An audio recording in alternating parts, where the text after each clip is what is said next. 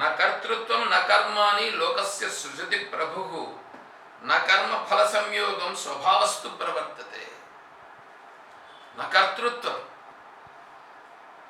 నాకు నేనేమి చేయట్లేదండి, నేను కర్తను కాదు. ఇక్కడ జరిగేటువంటి దానికి నాకు ఏమీ సంబంధం లేదు. నా కర్తృత్వం నా కర్మ అని భగవంతుడు చెప్పిన మాట అది. ఇక్కడ నా కర్మ ఫల సంయోగం, నాకు కర్మఫలముతో కూడా సంబంధం లేదు. ఎవడెవడు చేసుకున్నది వాడే అనుభవిస్తున్నాడు. చూసుకోండి, మన మనస్సులు మన బుద్ధులు ఎలా ప్రేరేపిస్తున్నాయి, మన బుద్ధిలో ఎటువంటి భావాలు కలుగుతున్నాయి. ఎందుకు భావాలు? ఇప్పుడు చూడండి, ఆత్మానాత్మ వివేచన జ్ఞానము వైపే విన్నప్పుడు అవును కరెక్టే ఇది అనిపిస్తుంది, ఇది సత్యంగానే ఉంది, ఇది సత్యమే అని కూడా అనిపిస్తుంది. అయినా మనం ఏం చేస్తామంటే ఆ టైం వచ్చేటప్పటికి ఖచ్చితంగా మన మార్గం మారిపోతుంది. ఖచ్చితంగా మన మార్గం మారిపోయి మనం వేరే విషయాన్ని ఎంచుకునేసి ఆ మార్గంలో వెళ్ళిపోతాం. అయ్యయ్యో నేను ఖచ్చితంగా వెళ్దామని అనుకున్నానండి, కానీ ఆ టయానికి అది వచ్చి పడిందండి అంట. అయ్యా నీకు ఆ టయానికి వచ్చి పడుతుంది కరెక్టే, దానిని నువ్వు పోస్ట్ పోన్ చేయొచ్చు. ఎందుకంటే దానిని పోస్ట్ పోన్ చేసినా మళ్ళీ చేసుకోవచ్చు, కానీ ఇది దొరుకుతుందా? ఇప్పుడు సినిమాను అనుకోండి, సినిమానో లేదా వేరే వాళ్ళతో వెళ్ళి మాట్లాడటమో లేదా వేరే ఏదో వ్యవహారం అని అనుకోండి, ఆ వ్యవహారం మళ్ళీ నువ్వు పొందవచ్చు, వెళ్తే వేరే వాళ్ళతో వెళ్ళి మాట్లాడవచ్చు. కానీ ఇప్పుడు ఈ క్లాస్ ఉన్నదే, ఈ క్లాసు మీకు దొరుకుతుందా? దొరకదు. ఎందుకంటే ఈ ఆత్మానాత్మ వివేచన జ్ఞానము రూపంగా స్పష్టంగా చెప్పేటువంటి వాళ్ళు చాలా అరుదుగా దొరుకుతారు. అలా అరుదుగా దొరికినప్పుడు దాంట్లో సత్యమును గురించి చెప్పే సందర్భంలో దానిని మనకు దొరికిన దానిని మనం విడిచిపెట్టుకుంటే మనము దాన్ని ఏమంటారు చూడండి, వెతకుపోయిన తీగ కాలికి తగిలింది అన్నట్లుగా మనం ఏదైతే జీవితంలో పొందాల్సి ఉందో అట్లా పొందాల్సినటువంటి తత్వం మనకు ఎదురైతే దాన్ని విడిచిపెట్టుకుని మనం ఆటోమేటిక్గానే వేరే వ్యవహారాలకు వెళ్ళిపోతుంటాం. కారణం వాసనా బలం. వాసనా బలము అంత తీవ్రంగా ఉంటుందన్నమాట. అందుకే వాసనానుదయో భోగ్యే వైరాగ్యస్య తదావదేహి అహం భావోదయా భావో బోధస్య పరమావధి. వైరాగ్యం అని అంటారు. ఈరోజు సాయంకాలం కూడా దాని గురించే మాట్లాడుకున్నాం. ఏమంటే కర్మయోగం కర్మఫలమును కోరకుండా కర్మను చేస్తూ ఆ కర్మఫలమును కోరకుండా ఉండుట ఎట్లా? కర్మఫలమును కోరకుండా కర్మను చేయుట కర్మయోగం. కర్మఫలమును కోరకుండా ఉండుట ఎట్లండి జరుగుతుంది? శివార్పణమను కృష్ణార్పణమని అంటే కృష్ణార్పణం శివార్పణం అని అంటున్నాం, కానీ ఆ కర్మను అలాగే చేయగలుగుతామా? అక్కడ వైరాగ్యం ఉందా? భగవంతుడు ఉన్నాడు అనేటువంటి తెలుస్తుంది, కానీ భగవంతుడికి సమర్పించగలిగేటువంటి సామర్థ్యంలో ఉన్నామా? చేస్తున్నామా? ఒక్కసారి పరిశీలన చేసుకుంటే మనకి అర్థమవుతుంది.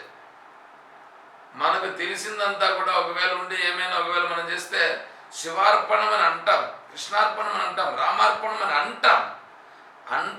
ఇప్పుడు సపోజ్ మనం ఒకరికి భిక్షాటన వచ్చిన వాడికి భిక్ష ఇచ్చేసినాం, వాని పాత్రలో వేసేసిన తర్వాత దానితో నాకేమైనా సంబంధం ఉందా? వేయకముందు సంబంధం ఉంది, వేసేసిన తర్వాత సంబంధం ఉంటుందా మనకేమైనా? లేదు. అట్లాగే నువ్వు ఏదో ఒక పని చేసావు, రామార్పణం అని అన్నావు అంటే అర్థం ఏంటి? రామునికి సమర్పించేసినాను. రామునికి సమర్పించేసిన తర్వాత దాని నుంచి వచ్చేటువంటి దాంతో నీకేం పని?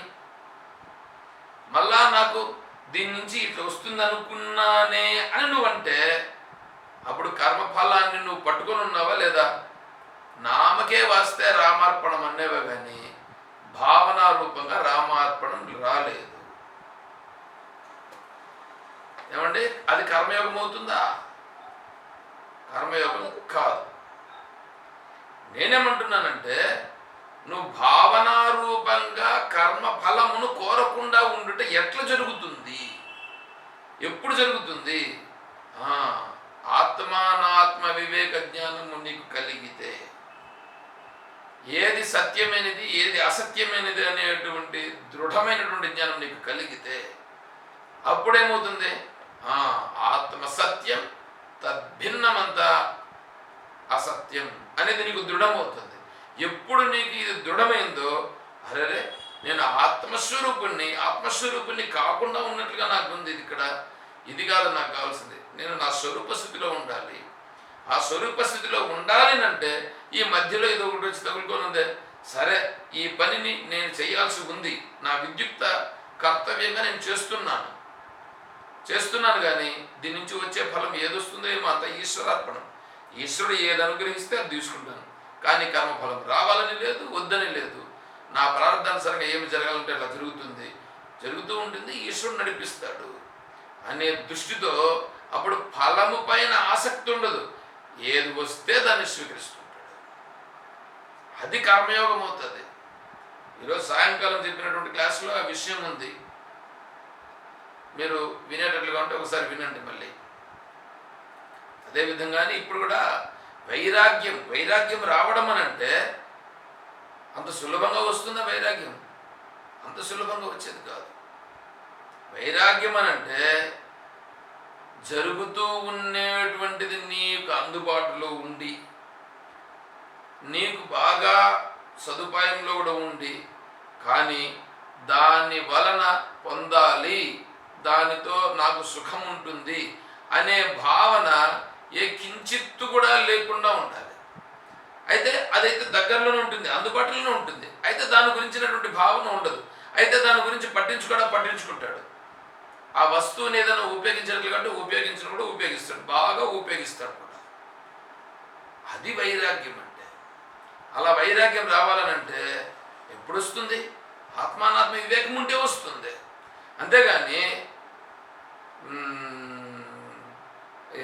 విష్ణు సహస్రనామ హోమాలు నేను 1,000,000 జప యజ్ఞం, నువ్వు 1,000,000 కాదు కదా, 100 కోట్లు చేసుకో, ఎన్ని కోట్లు చేసినా కించిత్ కూడా ప్రయోజనం ఉండదు. దాని నుంచి పుణ్యం వస్తుందా? ఏదో పుణ్యం వస్తుంది. ఆ పుణ్యం వల్ల ఎప్పుడు ప్రయోజనం నీకు? ఆ పుణ్యం వల్ల ఏదో సుఖభోగాలు అనుభవిస్తావే కానీ నీకు ఆత్మానాత్మ వివేక జ్ఞానం వైపు రాదు. ఎందుకంటే పుణ్యం చేసేది కూడా నేను అంతఃకరణ శుద్ధి కోసం నేను చేస్తున్నానని చెయ్యాలి. మొదట నేను అంతఃకరణ శుద్ధి కోసం నేను ఈ కర్మ చేస్తున్నాను, అంతఃకరణ శుద్ధి కోసమే నేను ఈ కర్మ చేస్తున్నానని ఎవడు చేస్తాడో వాడికి అంతఃకరణ శుద్ధి కలుగుతుందండి. అంతేగాని అందరికీ అంతఃకరణ శుద్ధి కలగదు. కర్మ చేస్తూ ఉంటారు, అంతా దేవుని గుడికి పోయి చేస్తే, దేవునికి టెంక కొట్టేస్తే దేవుడు ప్రసన్నమైపోతాడా? ఇవంతా ఎట్లున్నదంటే అంత నీచమైన స్థితికి తీసుకొచ్చి పెట్టేశారు. అట్లాగని టెంకాయ కొట్టద్దని చెప్పట్లేదు, టెంకాయ కొట్టాలి, ఎప్పుడు కొట్టాలి, ఎలా కొట్టాలి, ఎందుకు కొట్టాలి, నేనేం చేస్తున్నాను అనేది అంతా చూడాలి. మనోళ్ళు ఏం తీసుకొని నేను నా కోరిక ఏదో నెరవేరితే నీకు నేను 100 టెంకాయలు కొడతాను, పలానా ఆయన గెలిస్తే 1000 కొబ్బరికాయలు కొడతాను అంటే ఇప్పుడు దేవునికి ఈ 1000 కొబ్బరికాయలు కొడితే ఆయనకి ఏమన్నా ప్రయోజనం ఉందా? బుద్ధి లేని మాటలు ఇవన్నీ. అందుకే ద్యూతం చలయతామస్మి.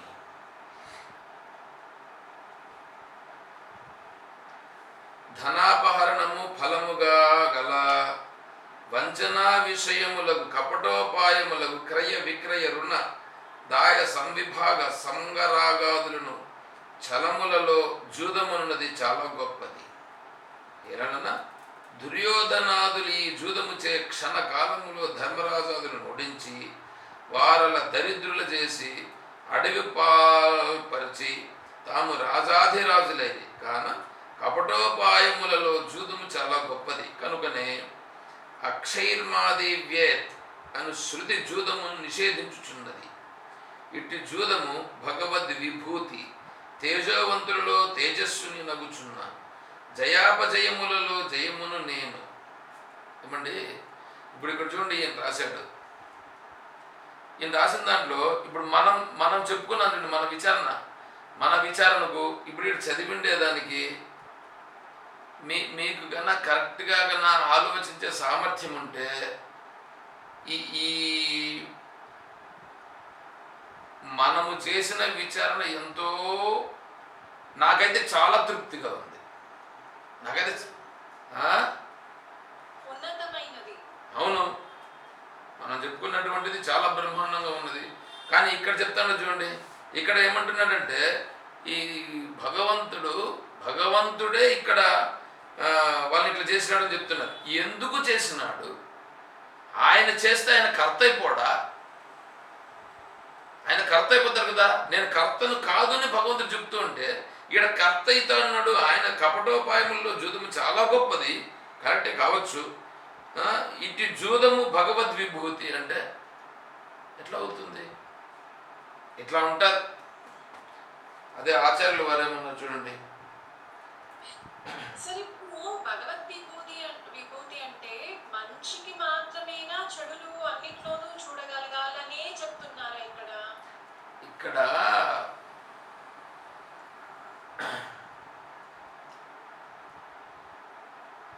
ఇద్దరికి సంబంధించిన విషయాలండి. అజ్ఞాని, జ్ఞాని. అజ్ఞాని సృష్టిని ఎలా చూస్తాడు, జ్ఞాని సృష్టిని ఎలా చూస్తాడు? జరుగుతున్నాయి కదా, ఈ జరుగుతున్నటువంటి విషయాలన్నింటినీ జ్ఞాని ఎలా చూస్తాడు? ఇప్పుడు అజ్ఞానిగా ఉండేవాడు జ్ఞానవంతుడు కావాలంటే అజ్ఞానం ఏం చేయాలి? జ్ఞాని ఆచరిస్తున్న దాన్ని చూసి జ్ఞానిలాగా తను కూడా ఆచరించాలి. కాబట్టి అజ్ఞాని యొక్క తత్వాన్ని చెప్పరు ఇక్కడ, జ్ఞాని యొక్క దృష్టిని చెప్తారు. ఎందుకు? జ్ఞాని దృష్టిని చెప్పిన దాని వలన ఈ అజ్ఞాని కూడా ఓహో జ్ఞాని దృష్టి ఇలా ఉన్నదా, ఇది ఎందుకు ఇలా ఉన్నదని ఇప్పుడు ఇతను ఆలోచన చేసి విచారణ చేసి ఓ జ్ఞాని మార్గం ఇది కరెక్ట్ అయినది, అందుకోసం నేను ఇలా వెళ్ళాలి అని ఈ అజ్ఞానిగా ఉండేవాడు నిర్ణయం చేసుకోవాలి. అలా ఉన్నప్పుడు జ్ఞాని దృష్టిలో ఏమంటే ధర్మమైన అధర్మమైన ఏదైనా సరే వాడి కర్మానుసారంగా జరుగుతుంది. కానీ భగవంతుడు ఏమీ చెయ్యడు. భగవంతుడికి అసలు సంబంధమే లేదు. సంబంధమే లేనప్పుడు ఇక్కడ జరుగుతూ ఉండేదంతా భగవంతుడు జరిపించినట్టు మనం ఎలా చెప్పగలుగుతాం? భగవంతుడు ఏం సంబంధం లేదు. ఒకటి. రెండవది, ఇది మనం విచారణ చేసేటంత వరకు వస్తుంది. పూర్ణత్వ స్థితికి వచ్చేసాడు అనుకోండి. ఎవరు? జ్ఞాని అనేటువంటి వాడు బ్రాహ్మీ స్థితిలో దృఢమైపోయినాడు అనుకోండి. ఆ బ్రాహ్మీ స్థితిలో దృఢమైనటువంటి వారి దృష్టిలో జ్ఞాని లేడు, అజ్ఞాని లేడు. అది చెప్తే మీకు కొంచెం కన్ఫ్యూషన్ అవుతుంది. కాబట్టి అది వద్దు. ఇప్పుడు అది చెప్పే సమయంలో నేను మళ్ళీ అది చెప్తాను. ఎందుకంటే కన్ఫ్యూజన్ అయితే వద్దుగా మనకి. మనం ఏమన్నా ఆ స్థితిలో ఉన్నామా? లేదుగా. ఆ స్థితికి మనం చేరాలి. ముందు ఈ స్థితికి వద్దాం. ముందు ఈశ్వరుడు ఉన్నాడు అనే స్థితికి ముందు వద్దాం. ఆ తర్వాత జ్ఞాని స్థితికి మళ్ళీ చేరుదాం. ఎందుకంటే 13వ అధ్యాయం దగ్గరికి పోతే అప్పుడు జ్ఞాని యొక్క విచారణ, జ్ఞాన లక్షణాల విచారణ వస్తుంది. అమానిత్వం, అదంభిత్వం, అహింస, అక్షాంతి రాజు అవి మొదలు పెడితే అవి అంతా ఏంటంటే ఈ 12వ అధ్యాయం వరకు ఏంటంటే చెట్టు యొక్క మొదలు నరికేయడం, 13వ అధ్యాయం నుంచి వేర్లను బీకేయడం, వేర్లతో సహా పెకలించి పారేయడం జరుగుతుంది అన్నమాట. కాబట్టి జ్ఞాని దృష్టిలో ఈ సకలము ఏదైతే జరుగుచున్నదో దానికి భగవంతుడు కారణమేమీ కాదు. మరి కారణం ఎవరు? వాడి కర్మానుసారంగా జరుగుతున్నది. మరి మరి వాడి కర్మనిచ్చింది ఎవరు? ఈశ్వరుడు కదా. ఈశ్వరుడు అక్కడ నిమిత్త మాత్రంగా కారణమై ఉన్నాడు. అక్కడ నిమిత్త మాత్రుడు ఈశ్వరుడు. అంటే ఈశ్వరుడు నిమిత్త మాత్రంగా ఉండి వాడి వాడి కర్మను అనుసరించి ఇవన్నీ జరుగుతున్నవి. ఏమండి, అర్థమైందా? సార్ కర్మన అదే సార్ కరెక్టే మీరు అన్నట్టు ఈశ్వరుడు అక్కడ నిమిత్త మాత్రంగా వాళ్ళకి ఆ రిజల్ట్ ఇస్తా ఉన్నారని చెప్తా ఉన్నారు.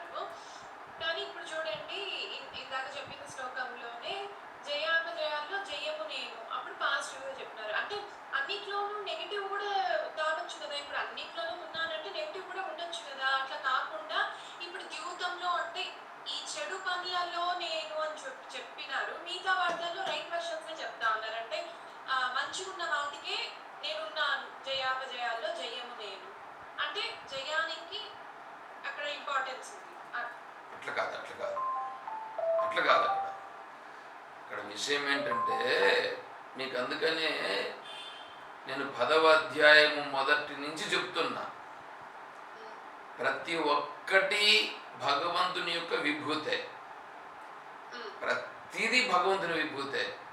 నీకు జయమైనా అపజయమైనా జయమునందు దేవుని అనుగ్రహం ఉంది, అపజయమునందు దేవుని అనుగ్రహము లేదు. అట్లా కాదు. ఈ అపజయము జరిగేదానికి కూడా దాని వెనకాల చైతన్యం ఉందా లేదా? జయము జరిగేదానికి కూడా వెనకాల చైతన్యం ఉందా లేదా? ఇప్పుడు జయం జరిగేదానికి చైతన్యం కారణమా, అపజయం జరిగేదానికి చైతన్యం కారణమా? కాదు. కానీ ఇప్పుడు అక్కడ ఆ విషయం అక్కడ జరుగుతూ ఉంది అని అంటే వీడి దృష్టిలో ఇప్పుడు చైతన్యాన్ని గుర్తించే పరిస్థితి లేదు వీడికి. వీడు అజ్ఞానిగా కదా ఉన్నాడు. ఈ అజ్ఞానిగా ఉన్నాడు కాబట్టి చైతన్యం వరకు వెళ్ళట్లేదు వీడిని ఏం చేయాలి? ఇప్పుడు వీడిని చైతన్యం దగ్గరికి తీసుకురావాలి ఇప్పుడు భగవంతుడు. అందుకని ఏం చేస్తున్నాడు? నాయన ఏదైతే గొప్పగా ఉందో, ఏదైతే జరుగుతుందో అదంతా నా వల్లనే జరుగుతూ ఉందా అని చెప్తున్నాడు. అంటే ఇప్పుడు వీడి దృష్టిలో ఓయమ్మ అదంతా భగవంతుని అనుగ్రహం వల్లే జరుగుతున్నది అని గుర్తిస్తాడు ఇప్పుడు వీడు.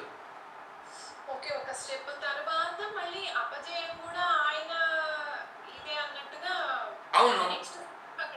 అవును, వీని దృష్టిని అనుసరించి అక్కడ చెప్తాడు. వీని దృష్టిలో మార్పుని తీసుకురావడానికి చెప్తున్నాడు కానీ ఇంకా వేరేదేం కాదు.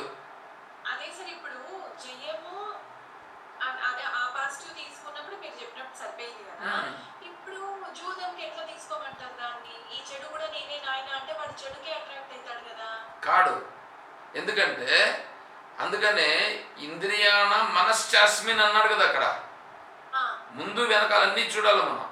ఇంద్రియాణ మనశ్చాస్మిన్ అంటే ఇప్పుడు దాన్ని తీసుకొని ఏం చెప్పారంటే అందరి మనస్సులు నేనే కాబట్టి ఈ మనస్సుతో చేస్తూ ఉండేది నేనే అని తీసుకుంటే అప్పుడేమవుతుంది?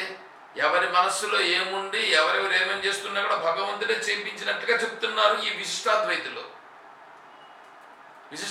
గ్రంథాలను తీసుకొని చూడండి కావాలంటే అందరి మనస్సులు నేనే, ఆ మనస్సులో దూరి ఆ మనస్సుతో ఇవన్నీ చేపిస్తానది నేనే అని వాళ్ళు చెప్తారు. ఇది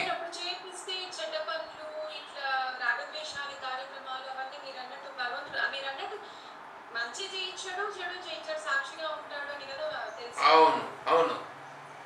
కాబట్టి అక్కడ ఇంద్రియాణ మనశ్శాస్మిన్ అంటే ఆ మనస్సు అనేటువంటిది నన్ను గుర్తించే మనస్సు ఏది ఉందో అది నేను అని చెప్పాడు. నన్ను గుర్తించే మనస్సు. అన్ని మనస్సులకు భగవంతుని గుర్తించే సామర్థ్యం ఉంది. అన్ని మనస్సులు భగవంతుని గుర్తించే సామర్థ్యం ఉంది. కానీ ఆ మనస్సులు భగవంతుని గుర్తిస్తున్నాయా? ఎంతసేపు లోక విషయాలు గుర్తిస్తున్నాయి. కానీ ఈ గొప్ప గొప్ప మహానుభావులు వివేకానంద స్వామి, రామకృష్ణ పరమహంస గారు, మా సద్గురు మలయాళ స్వామి వారు కానీ, చిన్మయానంద స్వామి వారు కానీ, రమణ మహర్షుల వారు కానీ వీళ్ళందరూ మనస్సులు కాదా? మనస్సులే. మరి ఆ మనస్సు మాత్రం ఎందుకు గుర్తించింది? ఆ మనస్సు అంతఃకరణ శుద్ధి కలిగి సాధన చతుష్టయ సంపత్త కలిగి వాళ్ళు శాస్త్రం ప్రకారంగా ప్రయాణం చేసి లౌకిక విషయాలు ఈ గుణ విషయములను గుర్తించి ఈ గుణాతీతమైనటువంటి స్థితికి నేను ప్రయాణం చెయ్యాలి అనేటువంటి దృష్టితో వాళ్ళు ఆ మనస్సు ఎన్ని ప్రాబ్లమ్స్ వచ్చినా కూడా వాటన్నింటినీ సహించి తితిక్ష కలిగి ఉండి ముందుకెళ్ళారా లేదా? వెళ్ళారు. అలా వెళ్ళినారు కాబట్టే వాళ్ళు భగవంతుని యొక్క తత్వాన్ని చూరగొన్నారు. కాబట్టి ఆ మనస్సు నాది అని భగవంతుడు చెప్తున్నాడు. ఇప్పుడు ఇక్కడ ఆ మనస్సు నాది అవుతుంది, కానీ అందరి మనస్సులు నాది కాదు. అయితే ఆ అందరి మనస్సులకి వెనకాల ఉన్నటువంటి చైతన్యం నేనే. అందరి మనస్సులకి వెనకాల చైతన్యం నేనే, కానీ ఈ మనస్సు మాత్రము శుద్ధమైపోయింది. ఈ మనసు శుద్ధమైపోయిన కారణం చేత వాసనలు కానీ సంస్కారాలు కానీ ఏమీ లేవు. ఇక్కడ కేవలం నా స్వరూపమే, నా ప్రభావమే ప్రకటింపబడుచున్నది ఈ మనస్సులో. ఆ మిగిలిన మనస్సుల్లో సంస్కారాలతో కూడి ఉండి చైతన్య ప్రభావం ఉండిన చైతన్య ప్రభావమును చాలా స్పష్టంగా తెలుసుకోలేక వాసనలతో కూడి ఉంది కాబట్టి వాసనలే ప్రకటింపబడుచున్నవి. అందువలన అది అశుద్ధ మనస్సు. అశుద్ధ మనస్సు నాకు సంబంధం లేదు. శుద్ధ మనస్సు వచ్చేదానికి కారణం నేను. అంటే నన్ను పట్టుకొని వాడు శుద్ధ మనస్సు అయినాడు కాబట్టి అక్కడ స్పష్టంగా ఆత్మస్వరూపం ప్రకటమగుచున్నది. అర్థమైందా? అర్థం కాలేదా? బాగా అర్థమైంది సార్. నాకు ఇప్పుడు మీకు ముందు వెనక్కి చెప్పిన మనసు అర్థమైతాంది, ముందర చెప్పేది అర్థమైతాంది. మరి ఆ ద్యూతం అనేది అర్థం కావడం లేదు. ద్యూతం రూపంగా వాడి కర్మానుసారంగా జరుగుతున్నది. దానికి వెనకాల కూడా చైతన్యం ఉన్నది. దానికి వెనకాల కూడా చైతన్యం ఉన్నది. చైతన్యము అక్కడ ప్రేరేపించుట అనేటువంటిది చైతన్యం ఏం చేయట్లేదు. వాడి కర్మానుసారంగా జరుగుతూ ఉంది. వాడి కర్మానుసారంగా జరుగుతూ అంతేకాకుండా వాళ్ళ వాసన ఏం చేస్తూ ఉందంటే, నేను అదే చెప్పాను కదా, పురుష ప్రయత్నము చెయ్యనీయకుండా ఈ మాయా ప్రభావం అనేటువంటిది గుణ ప్రభావం వచ్చి వాసనను బలం చేసి వాడిని అలాగే తీసుకెళ్ళిపోతుంది. అప్పుడు ద్యూతం రూపంగా పోయేటట్లుగా చేస్తాడేది. అప్పుడు చైతన్యం యొక్క ప్రభావం ఉంది కదా, చైతన్యాశ్రయమయ్యే కదా అక్కడ జరుగుతూ ఉంది. చైతన్యాశ్రయమయ్యే జరుగుతూ ఉంది. అక్కడ అలా జరుగుతూ ఉన్నా కూడా అది కూడా నాకు తెలుసప్ప. అలా జరుగుతూ ఉన్నా కూడా నేను అక్కడ సాక్షిగా ఉన్నాను. నేను కేవలం ఈ జయస్వరూపమే కాదు, అపజయము జరిగే ప్రదేశంలో కూడా నేనున్నాను. రెండింటికి ఆధారంగా నేనున్నాను అని గుర్తించేదానికి జ్ఞాన మార్గంలోకి కదా రావాలి. ఇప్పుడు చైతన్య స్వరూపాన్ని కదా వీడు తెలుసుకోవాలా. అక్కడ ఇప్పుడు ఇది తెలుసుకోవాలన్నప్పుడు ప్రతి దానికి ఆధారం ఏది అనేది మనం చూసుకోవాలంటే ద్యూతం నేను అని ద్యూతానికి పోవడం కాదు, ఈ ద్యూతానికి ఆధారమైనది ఏంటి అనే దృష్టితోనే చూడాలి. అంతే కదా? ప్రతి దానికి ఆధారంగా ఉండేటువంటిది చైతన్యమే. దాన్ని గుర్తించాలి. ఇప్పుడు అంచేనా రెండిటికి ఆధారం ఏందని ఆ దృష్టి పెంచుకోవడానికి చెప్తున్నారు అనేది. అవును, దీని గురించి కదా నేను 10వ అధ్యాయం మొదటి నుంచి చెప్తున్నాను. ఇది విభూతి యోగము. విభూతి యోగం కాబట్టి భగవంతుని యొక్క వైభవమును గుర్తించుట, భగవంతుని యొక్క వైభవమును గుర్తించుట. మొదట మాయా విశిష్ట స్వరూపుడైనటువంటి ఈ సగుణ బ్రహ్మను గుర్తించుట. సగుణ బ్రహ్మను గుర్తించిన తరువాత నిర్గుణ బ్రహ్మను గుర్తించే స్థితి వస్తుంది. ముందు ఏది జరుగుతున్నా కూడా ఇప్పుడు సగుణ బ్రహ్మ వల్లనే కదా జరుగుతున్నాయి ఇవన్నీ. ముందు సగుణ బ్రహ్మను గుర్తించు. ఏదో ఇది మంచి జరిగింది, మంచి జరిగేదానికి కూడా ఈశ్వరుని యొక్క అనుగ్రహమే. చెడు జరిగింది, చెడు జరిగేదానికి కూడా ఈశ్వరునికి తెలిసే కదా జరుగుతూ ఉంది అని ఆ ఈశ్వరుని యొక్క గొప్పతనాన్ని గుర్తించాలి ఇక్కడ. ఆ ఈశ్వరుని గొప్పతనాన్ని ఎప్పుడైతే గుర్తిస్తామో అప్పుడు ఈశ్వరుని యందు మన మనసు దృఢమవుతుంది. అంటే సగుణ బ్రహ్మ యందు దృఢమయ్యి సగుణ బ్రహ్మ నుంచి మళ్ళా అత ఊర్ధ్వం న సంశయ. సగుణ బ్రహ్మమునందు ఎవడికి దృఢమయ్యిందో వాడు అక్కడి నుంచి గుణాతీత స్థితికి ముందుకెళ్ళేదానికి అవకాశం ఉంటుంది. ఇక్కడ ద్యూతము జరిగినా లేకుంటే ఇంకోటి ఏదైనా జరిగినా అవన్నీ జరిగేదానికి కూడా ఈశ్వరునికి తెలిసే జరుగుతున్నది. అనేది ముందు వీడు ఇక్కడ నిర్ణయానికి వస్తాడు. ఎవడు? జిజ్ఞాసుగా ఉండేవాడు. జిజ్ఞాసు కాని వాడు ఈ నిర్ణయానికి రాడు. జిజ్ఞాసుగా ఉండేవాడు మాత్రమే. అందుకే 7వ అధ్యాయంలో మయాసక్తమ నాకు పార్థయోగం మింజన్మదాశ్రయ, 7వ అధ్యాయంలో మొదట్లో చెప్పేశాడు. 6వ అధ్యాయం చివరిలో ఉండేటువంటి శ్లోకానికి 7వ అధ్యాయానికి వాడికి యోగినామక సర్వేషం మద్గతేన అంతరాత్మన, వాడికి కావాల్సింది ఏమిటి? యోగిగా ఉండేవాడికి భగవంతుడే కావాలా, భగవంతుడే తప్ప నాకు వేరేం అక్కర్లేదని ఉన్నాడు, వాడు జిజ్ఞాసు అవుతాడు. అలా జిజ్ఞాసు అయినటువంటి వాడికి ఇప్పుడు నా విభూతిని చెప్తున్నాను, ఎక్కడ ఏమేమి జరిగినా కూడా అదంతా నా వల్లనే జరుగుతుంది తప్ప అని చెప్తున్నాడు. అంటే ఇప్పుడు వీడు గుర్తిస్తాడు ఈశ్వరుని వైభవాన్ని. ఇప్పుడు అర్థమైంది పోనీ? అది కాబట్టి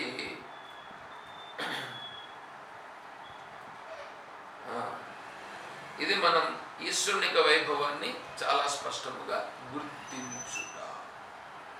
సరే, ఇక్కడ నిలుద్దాం, మళ్ళా రేపు మనం మళ్ళీ కంటిన్యూ చేద్దాం.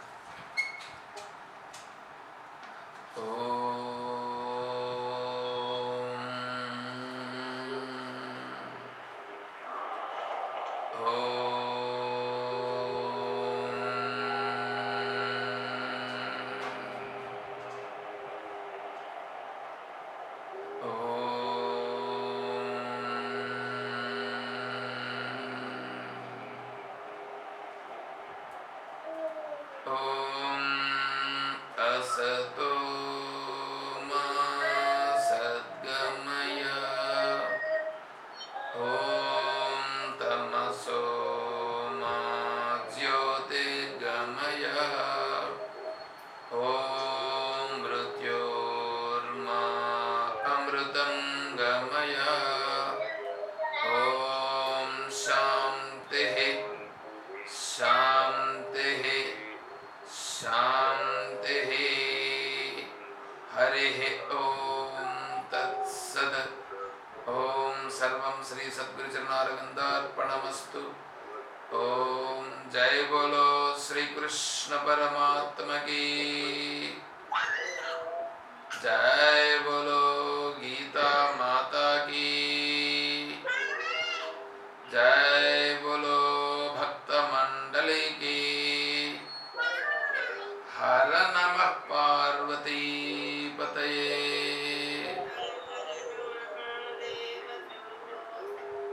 जय सीताराम। हरिः ओम तत्सत्। ओम हरिः ओम। हरि ओम हरि ओम हरि ओम हरि ओम।